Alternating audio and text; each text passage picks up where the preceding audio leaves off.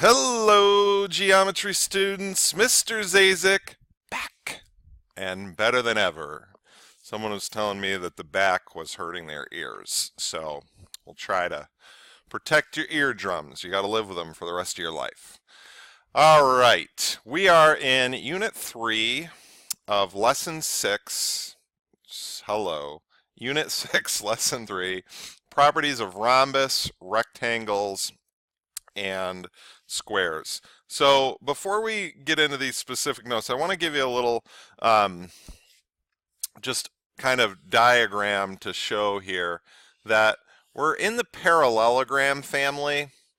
So we're gonna talk about different types of kind of families of quadrilaterals, four-sided figures. We're gonna do trapezoids, and we're gonna do kites.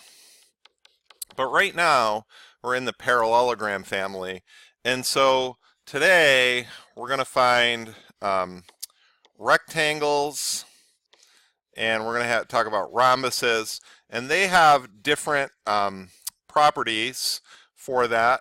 And then we're going to talk about squares.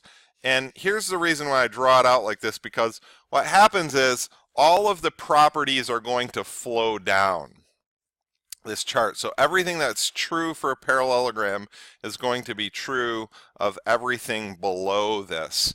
And the other reason I put it in this way is because I call this like toddler math sometimes gets us confused here, because everything below is, let me give you an example. A rectangle is a parallelogram. A square is a parallelogram. A rectangle is a more specific type of parallelogram. A rhombus is a more specific type of parallelogram. A square is a more specific type of parallelogram, but they all are parallelograms. So sometimes when you see it in this kind of visual, it can help you to understand that. So everything that's true is going to flow down here for this. All right, so as we're look at this, we're going to start with a rhombus, okay?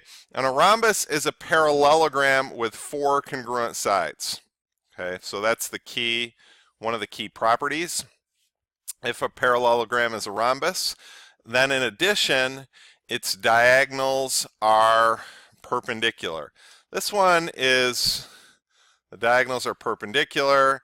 We want to think that means we're going to form right angles.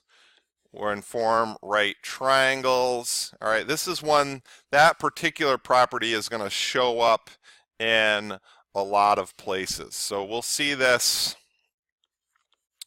This one's going to show up a lot. And we'll just have to keep this in mind as we go throughout the course of the year. All right, so one of the ways that we can prove that it is a rhombus is if the diagonals of a parallelogram are perpendicular, then the parallelogram is a rhombus. So what I want you to note in this here is it both has to be a parallelogram and perpendicular. Both of those attributes have to be true. And then we can flip that around. If a parallelogram is a rhombus, oh, here's another one, then each diagonal bisects a pair of opposite angles.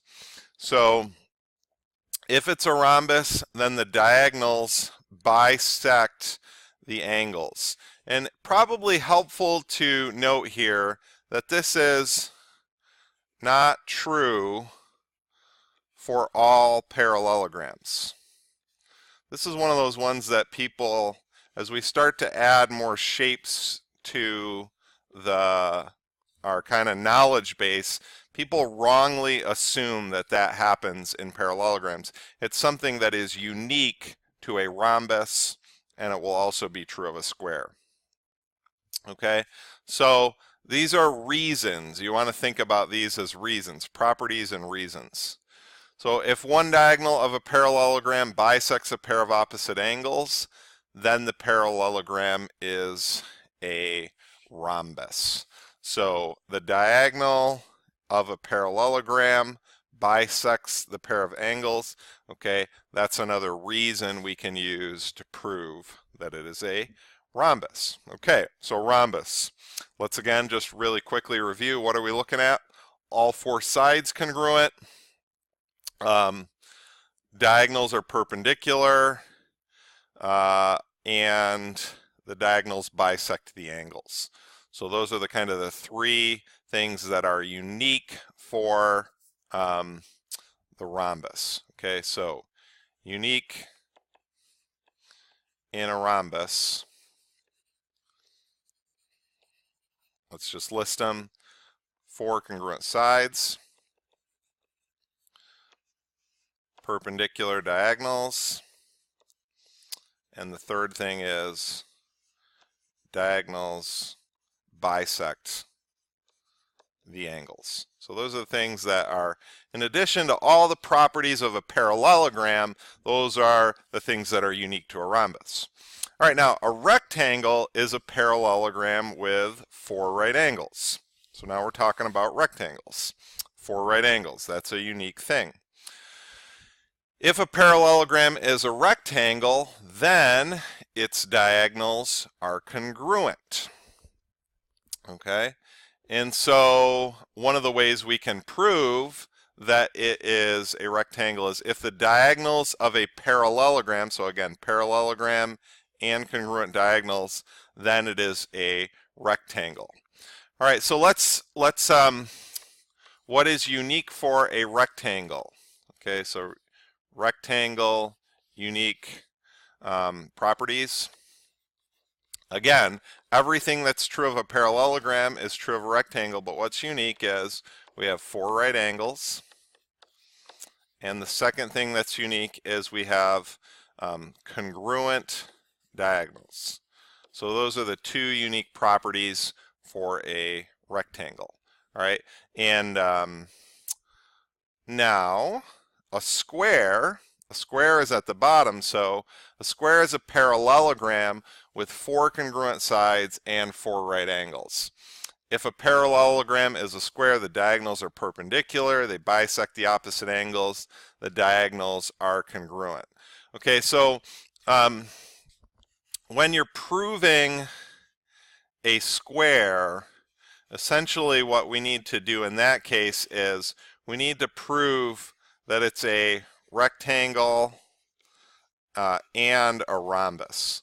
So kind of one of those unique properties of a rectangle, one of those unique properties of a rhombus will make that a square. So the square has, you know, everything that's true in all those other spaces is true for the square.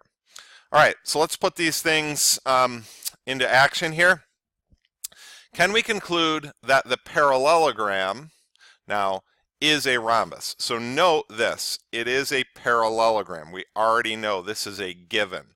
All right, it's not just a quadrilateral, it's specifically in the parallelogram kind of branch. Is a rhombus a rectangle or a square? Explain. Okay, so for A, we can prove that this is a rhombus because it's a parallelogram, again that was from our given, with one diagonal that bisects the angles. Okay, so those tick marks tell us that that is a an angle bisector. All right, now in B, what we have here is, see how we have all four of these tick marks? What does that tell us about each of those diagonals? Well, it actually tells us that the diagonals are congruent because all four of them have the same tick marks and they're perpendicular. So therefore, this means that this is a square. A square because the diagonals are perpendicular and congruent. So when you're thinking about a square, again, we want to bring an attribute of a rhombus and a rectangle together. So the rhombus is the perpendicular, and then the rectangle is the congruent diagonals. So a parallelogram with angle measures that are 20, 160, 20, and 160. So if we're going to draw this, okay, this isn't really drawn to scale, but let's say, oops. So let's make the, so 20, 160, 20, 160. All right. Anything that's part of our unique properties there, you know, do the diagonals perpendicular? Are all four sides the same? The diagonals congruent? Okay. And so, no, this is a unique property of a parallelogram.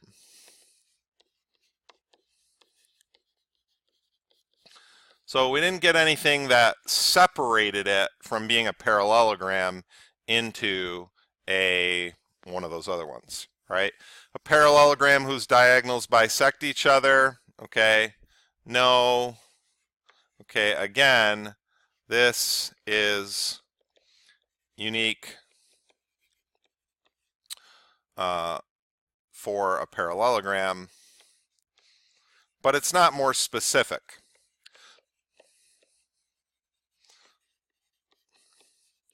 So if we think about the flow chart that we had in the front, this is part of the parallelogram property, but it's not more specific, so it doesn't flow down that chart there. And in order to prove that it was a rhombus, rectangle, or square, we need something that is more specific. Okay, what are the numbered angles in rhombus ABCD? So here are the properties that we want to think about with a rhombus, okay? We want to think about that the perpendicular diagonals, and the second attribute of the rhombus is that the diagonals bisect the angles. All right, so we're told that it's a rhombus, so we know that. So what's happening here is, let's just kind of work our way through them. The measure of angle 1 is going to be 90 because the diagonals are perpendicular. Okay, now the measure of angle 2, well, in a rhombus is a parallelogram, so opposite sides are parallel. So that means that 2 is an alternate interior angle, and so therefore it's 58. Okay. Well, what do we know though? The diagonal bisects the angle. So if 2 is 58, the measure of angle 3 also has to be 58. Okay, so now we know 1, 3, so 90 plus 58 plus the measure of angle 4 has to equal 180 because we have a triangle. So 90 and 58 is 148. When we subtract 148 from 180, we get 32. So that gives us a way of doing that. All right, what are the measures of the numbered angles in rhombus? Okay, so again, in the rhombus, we want to think that the diagonals bisect. The diagonals bisect angles.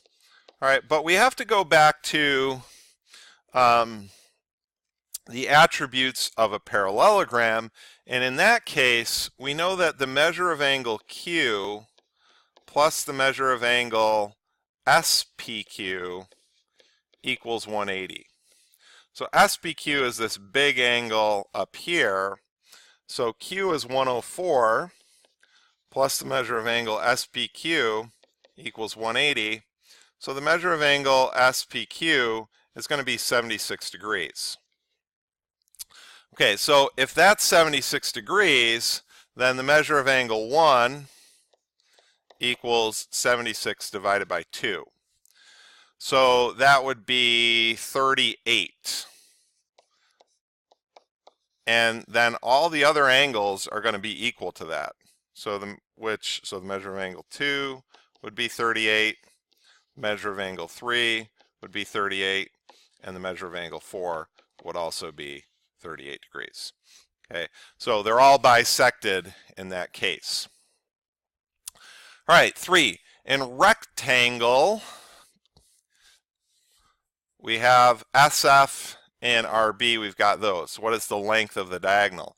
So the attribute of rectangles is, whoa, crazy pen, that the diagonals are congruent to each other. So therefore, we know that SF equals RB. So SF is 2x plus 15. My pen's getting a little funky on me. 5x minus 12. So if we add 12, we get 27. If we subtract 2x, we get 3x. We divide by 3, we get 9 equals x.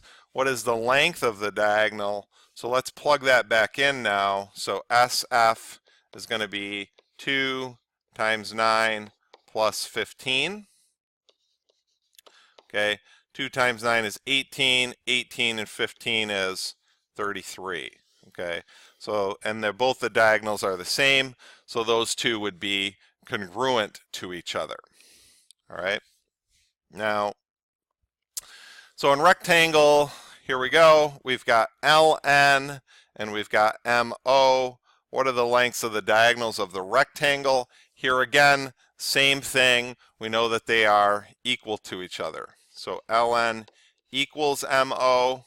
So we got 4x minus 17 equals 2x plus 13. So we're going to subtract 2x, and we're going to add 17. So 2x equals 30. X equals 15. Again, the question is, what are the lengths of the diagonals? So LN, let's do 4 times 15 minus 17. 4 times 15 is 60. 60 minus 17 is 43. Okay, so then MO would also equal 43.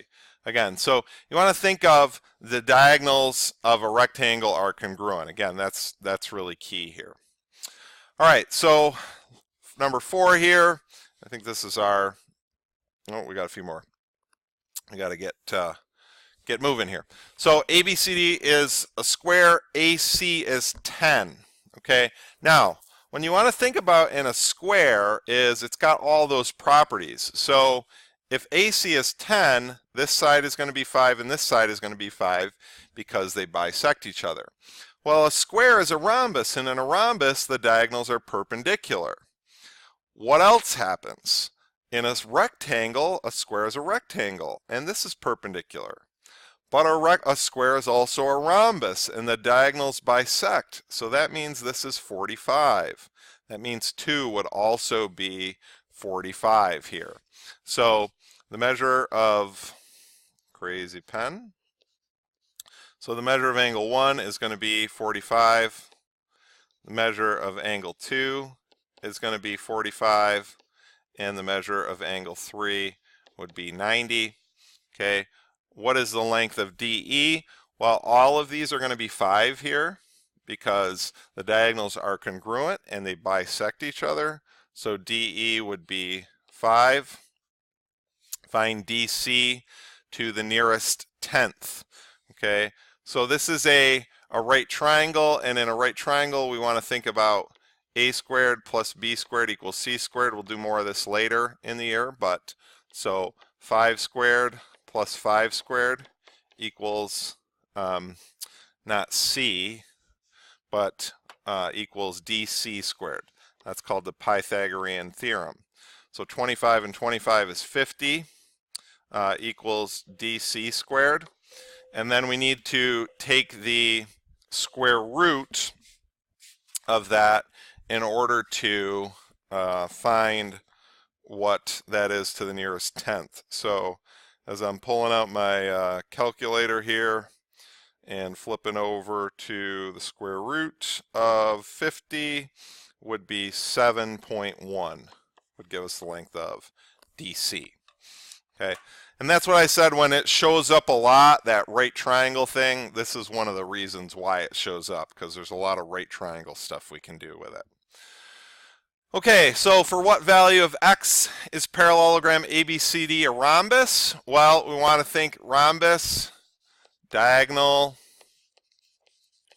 okay, bisects angles.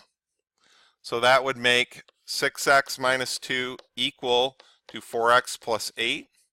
So we get 2x equals 10. X would be 5. Okay, for what value of y is the parallelogram a rectangle?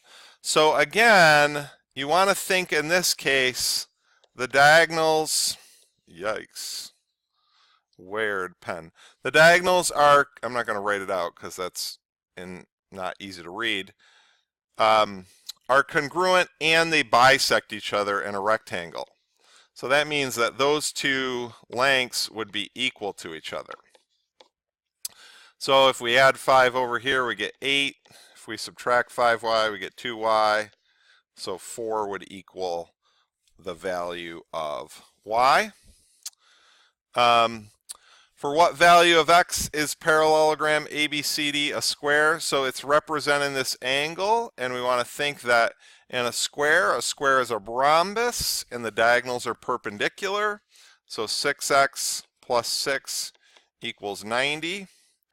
So 6x would be 84, and x would be 84 divided by 6. What is that? 24, 4, 10, 14, I think. All right.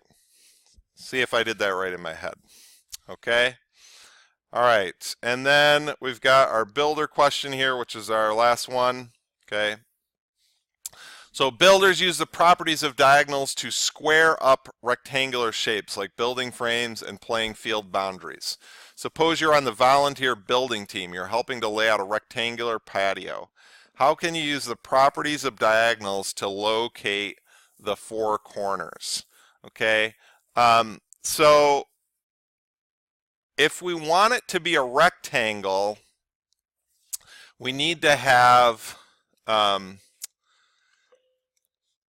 so to be, I'll just talk through this because writing isn't working.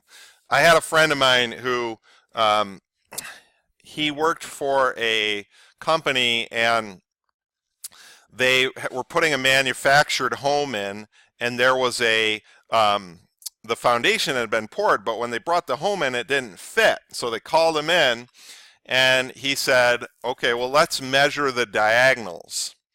So if it's a rectangle, the diagonals should be congruent, so they should be the same distance.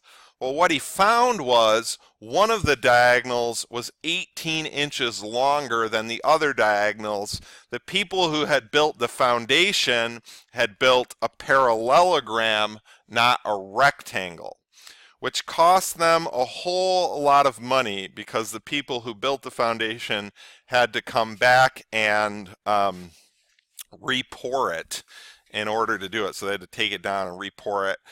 Very expensive. Okay, so that's one way people in construction will use to figure out, did we create a rectangle? They'll measure the diagonals. All right, so we covered a lot of stuff there, and there's a lot of things I want you to go back kind of and think about from our flow chart. What are those unique properties of a rectangle? Congruent diagonals, 4 right angles, a rhombus, all 4 sides are congruent, diagonals are perpendicular, and the diagonals bisect the angles, and then all of those flow into a square. So when you're proving a square, you have to have a property of a rectangle and a property of a rhombus. All right, little long one there, but we had a lot to cover here in this lesson. So let's keep asking questions, and good luck with your work.